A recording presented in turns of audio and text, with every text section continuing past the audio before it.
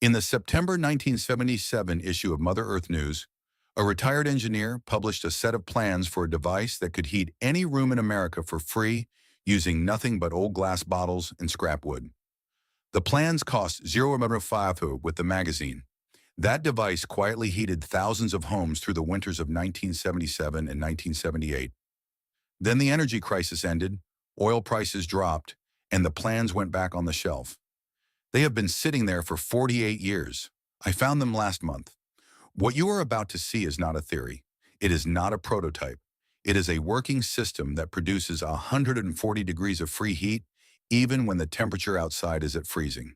And I'm going to walk you through exactly how to build one this weekend for somewhere between $0 and $30, depending on what you already have sitting in your garage.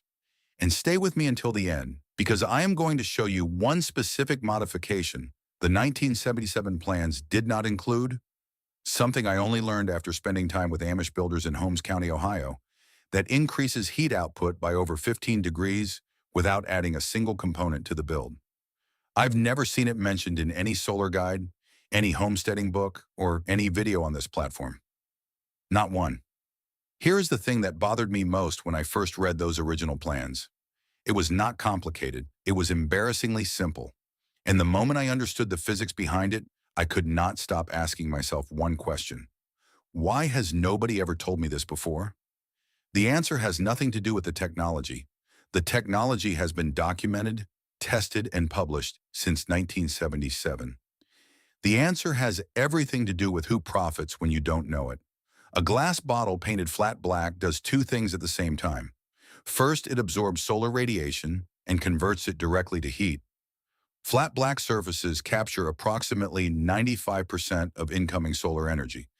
That is not a rough estimate. That is a physical property of black surfaces confirmed in laboratory measurements for over a century. Now contrast that with white surfaces, which reflect back roughly 95% of the same incoming energy and convert almost none of it to usable heat. The second thing the glass does is even more important. Glass allows sunlight to pass through on the way in, but it blocks infrared heat from escaping back out. That is the greenhouse effect, and inside a sealed collector box, it happens at the scale of a single bottle. The heat builds up inside faster than it can leave. A standard 4-watt or 8-foot panel receives approximately 32,000 watts of solar energy on a clear day. The glass bottle system converts more than 25,000 of those watts into usable heat. That is better than 80% efficiency. Now here is the number that should stop you cold. Solar photovoltaic panels, the ones every energy company, contractor, and big box home improvement store has been pushing for 20 years, are approximately 20% efficient. 1/5. The average residential installation costs $15,000 to $25,000, requires permits, licensed installation, and produces electricity that then has to run through an inverter and a heating element just to warm your home. You are converting sunlight to electricity to heat, each conversion losing energy along the way. The bottle collector skips every single one of those steps. Sunlight becomes heat. That is the entire process. 4 times more efficient, $30 or less in materials, no moving parts, no maintenance visits in 20 years. Nobody recommended it, nobody mentioned it, and that silence has been going on for 48 years. I want to be precise about something here, because this audience deserves precision. There is no secret meeting where executives decided to hide this from you. There is no banned document. That is not how this kind of suppression works, and frankly, that version of the story is too simple. The HVAC industry in the United States generates approximately $150 billion per year. Utility companies collect hundreds of billions more on top of that. Both industries are built on a single assumption, that your home cannot heat itself and that you need them to solve that problem for you. When that assumption holds, the revenue flows. When it breaks, it does not. The contractor who walked through your house last winter and quoted you $6,000 for a new furnace was not lying to you. He was telling you everything he had been trained to tell you. The training programs that certified him were developed and funded by manufacturers who sell furnaces, heat pumps, and photovoltaic equipment. The bottle collector was never part of the curriculum because it was never part of the revenue model. Mother Earth News published the plans in 1977. They called the device the heat grabber. The article is still on their website right now, free to read. It has been free to read since the Carter administration. 48 years of availability, zero mentions from any professional in the building, HVAC, or energy efficiency industry in 4 decades. Not one contractor, not one energy auditor, not one utility rebate program, zero. That silence is the story. Now let me show you how to actually build this because the construction is genuinely simpler than almost anything else you will find. You need a wooden box, 4F by 8FT, roughly 4 in deep. If you have scrap lumber in the garage or barn, this costs nothing. If you need to buy it, you are looking at $10 to $20. You need glass bottles, beer bottles, wine bottles, sauce bottles. Size and color do not matter much, though darker glass absorbs slightly better. You need enough to fill the box in a single layer, which is roughly 40 to 60 bottles. You need 1 can of flat black spray paint, $5 at any hardware store. You need a clear front cover. An old storm door pane works perfectly. A sheet of polycarbonate from a home improvement store costs $15 to $30, or you pull it from something destined for the trash. That is the entire materials list for the collector itself. You paint every bottle flat black. You paint the interior of the box flat black. You pack the bottles tightly in rows inside the box. You cover the front with your clear panel, seal it around the edges to trap the heated air. Then you cut 2 holes in a south-facing exterior wall, one low, about 6 in from the floor for cold air intake, and one high near the ceiling for hot air output. You mount the collector flat against that wall at a 45 to 60 degree angle, lining up those 2 holes with the collector openings. That is the complete system. No pump, no wiring, no electricity of any kind required. The physics runs the loop from there. Sunlight heats the air inside the collector. Hot air rises and pushes out through the top hole into the room. Cold room air pulls in through the bottom hole to replace it. The cycle runs continuously as long as the sun is shining. The moment clouds arrive, the airflow slows. The moment the sun returns, it starts again. Builders who have instrumented these systems with thermometers report output air temperatures of 140 degrees Fahrenheit when the outside temperature is 32. That heat is entering your room continuously for free for as long as the sun is out. If you are thinking this is only for people building from scratch, stay with me because this next part is specifically for you. I hear the same objection every time passive solar comes up. People say their house faces the wrong way.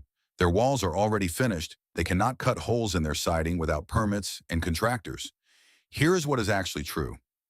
The window-mounted version from the original 1977 plans requires no wall penetration whatsoever. You mount the collector directly over an existing window. The window itself becomes your intake and output. Cold air flows out through the bottom sash opening, circulates through the collector, and warm air returns through the top. When winter ends, you remove it and store it flat in the garage. No permanent modification, nothing structural, nothing that requires a permit in any jurisdiction I have ever researched. Builders have installed these on garages, detached workshops, and basement utility rooms. The spaces that are always cold, always running a space heater, always costing money from October through March. One builder on the Instructables platform documented his unheated garage rising from 28 degrees Fahrenheit at dawn to 62 degrees by midday, using 2 4R8 panels, no propane, no electric heater, no supplemental heat source of any kind. Just old bottles and sunlight. If you own a home built before 1980, those homes were constructed when heating fuel was cheap and insulation requirements were minimal. They bleed heat through walls, windows, and attic planes at rates no modern building code would permit today. A bottle collector does not fix all of that, but it adds free heat during the hours you need it most without touching a single thing you have already built. And if you ever move, the collector moves with you. Now, I want to deliver on the promise I made at the beginning because this is the part nobody put in the 1977 plans, and it is the part that changed the output numbers in my own testing. When I spend time with Amish builders in Holmes County, Ohio, I noticed something about the way they arrange materials inside their south-facing passive walls. The Amish do not use the phrase solar collector. They do not use the phrase passive solar either. They have a much older and simpler name for what they build. They call it the south wall, And they have been building south walls into their homes for generations, long before the term showed up in any engineering program. What those builders showed me, and what I later confirmed by measuring output temperatures myself, is this. The direction the bottles face inside the collector determines how much heat the moving air actually captures before it exits into the room. Most people who build these pack the bottles uniformly, every neck pointing the same direction, every base pointing the same direction. Clean rows, organized. It makes the build feel tidy. The Amish builders alternate them. Neck pointing left, then neck pointing right, then left again, down every row. When you arrange the bottles that way, the air moving through the collector cannot travel in a straight line.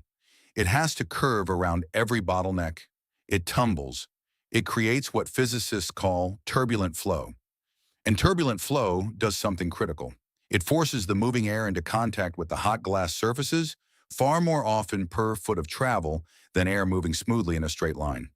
More contact with hot surfaces means more heat transferred to the air before it exits, and more heat in the exiting air means warmer rooms. When I changed my own collector from uniform rows to alternating necks, the output temperature at the same sun angle on the same day increased by more than 15 degrees Fahrenheit. In a system that already cost me nothing to build, 15 free degrees is not a small return. It is the difference between a collector that takes the edge off and one that actually heats the room. The communities that have been doing this for generations did not call it turbulent flow. They did not call it anything technical. They just called it the way that works better. And they have been building it that way for as long as anyone in those communities can remember. You did not learn a trick today. You learned that a 75-cent magazine from 1977 held the answer to a problem the energy industry has been charging you to solve for your entire adult life, and that the people who quietly kept building it the right way never stopped. If you are the kind of person who believes that real, practical knowledge gets quietly set aside when it threatens someone else's revenue, you already know what this video just confirmed. Here is my question for you, and I am genuinely curious about the answer. What is the coldest room in your home right now? The garage, the basement, the back bedroom everyone avoids from November through March? Leave it in the comments because the next video I'm putting together is built around exactly those rooms and what a single 4x8 panel can realistically do for each one, measured room by room. If you believe that what gets lost quietly can be recovered and that the people doing the recovering deserve to know what comes next, subscribe because what I have coming makes this look like the introduction. If this story changes how you look at the discarded glass in your recycling bin, please subscribe and like the channel. We are uncovering the history and technology that they tried to bury. Let's build a warmer future together. The next treasure of forgotten knowledge will be revealed soon.